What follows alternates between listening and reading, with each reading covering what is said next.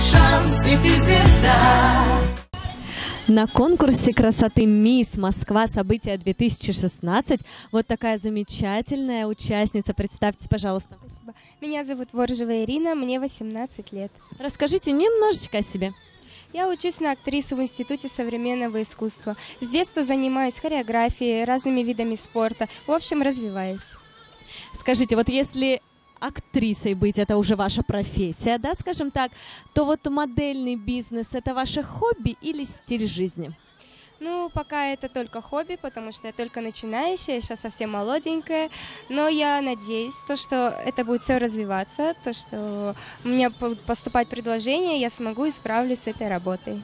Я вам желаю тогда не только замечательного актерского будущего, но еще и модельного. Спасибо большое. Спасибо.